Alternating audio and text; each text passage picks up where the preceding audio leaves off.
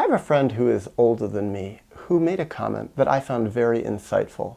He said, "Our choices in life add up. And as we get older, we're heading in one of two different directions, toward wisdom or toward decrepitude. And it's our choices added up over time, that are going to take us in one of these two directions.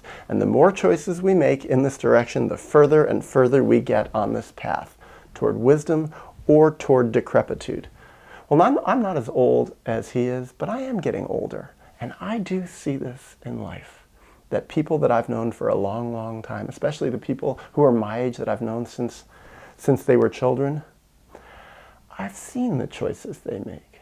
And they are heading in one of two different directions.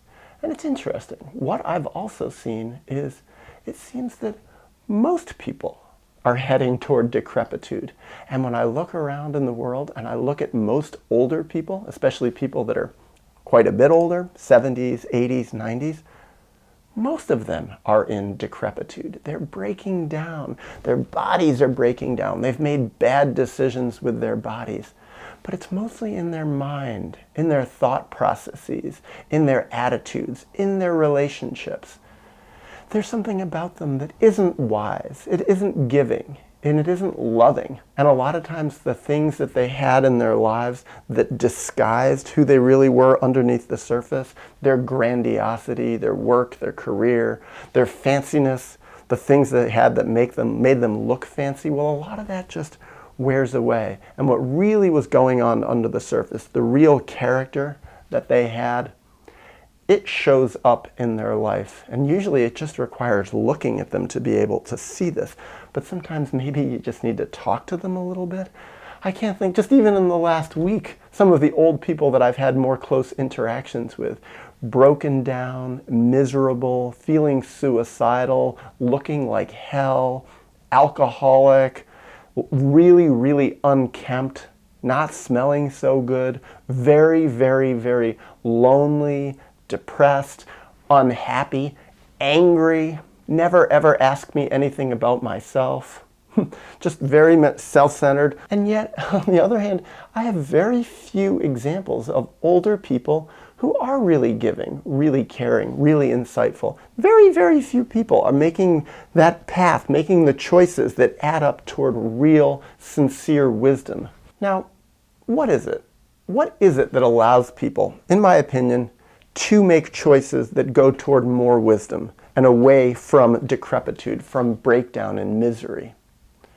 To me, I think the really deciding factor is if we have processed or are processing what happened to us in our early childhood, the traumas that we went through, maybe even our longer childhood, when we're a little older than early childhood. Processing our basic relational dynamics, especially with our parents, learning about the abandonments that we suffered, the traumas that we suffered, the flaws in the relationships that we had, and learning how to grieve our losses. Learning how to love ourselves in spite of the ways in which we were not loved. Learning how to grieve the violations and those traumas. And why does that allow people to make better decisions?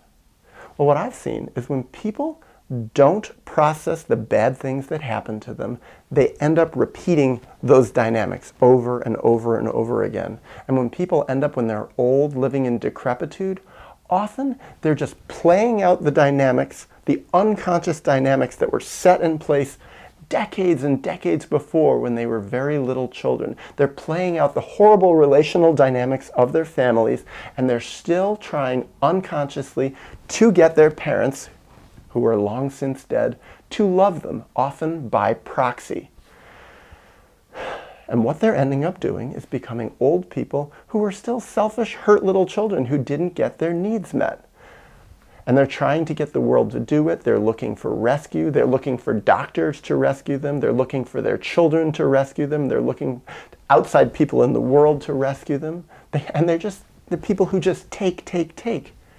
They didn't become altruistic. They didn't become people who were giving. They didn't learn how to become generative, how to give more, because they didn't learn how to give to themselves first.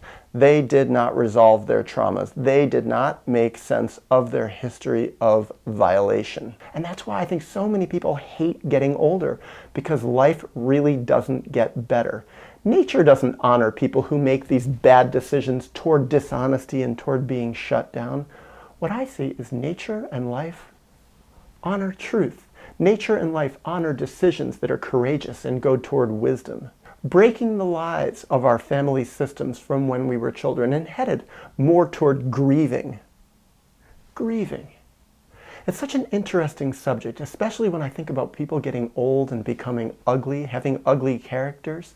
When I was a therapist, I saw it so many times. I worked with many clients who were quite a bit older than me. Some of the people who actually their lives had kind of made them decrepit. They were old, they didn't look so healthy anymore.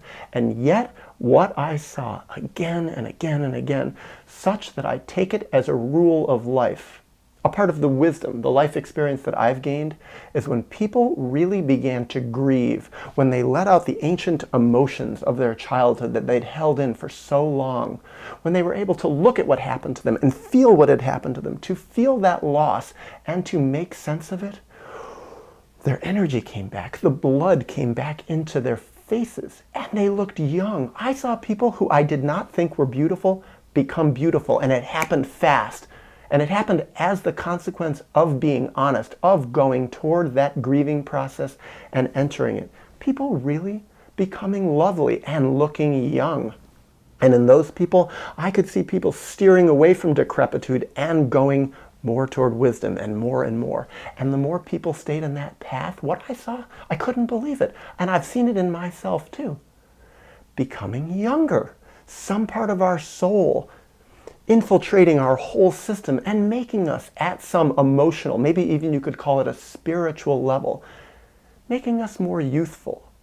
Now, I'm not going to deny that my body's getting older. I see it. I see wrinkles on my face and my eyes are getting older, and I'm not as strong as I used to be, not as fast as I used to be. But some part of my soul, the more that I've grieved the historical things in my past that were so painful, the more my soul is younger, the more I have incredible amounts of energy inside of myself because my emotions are free, my true self is free. And I have seen other people do that. The rare few who I really see in this crazy modern world who are heading toward more and more and more wisdom. It's amazing. I've seen people become incredibly more creative as the result of the process of growing older and growing more wise on the inside. So that for me is my goal, to keep making these decisions, these little tiny decisions that add up and add up and add up over time toward having a more meaningful life, a more productive life, a life that allows my soul, my truth on the inside, to be more free, more honest, more out there, more strong, more confident, more flexible, more real. And for that reason, I find that getting older is an exciting process. And it's also a curious process. I don't hear too many people that are getting older or are really old saying they're really curious about what's coming. Instead, more they're scared, or they're just not thinking about it, or they just simply don't like it. It's boring, it's more lonely, it's more isolated, it's more frustrating. For me, I find it, in a strange way, exciting. What's going to happen next? Who am I going to meet? But more importantly, who am I going to become? And what more will I have to offer this world?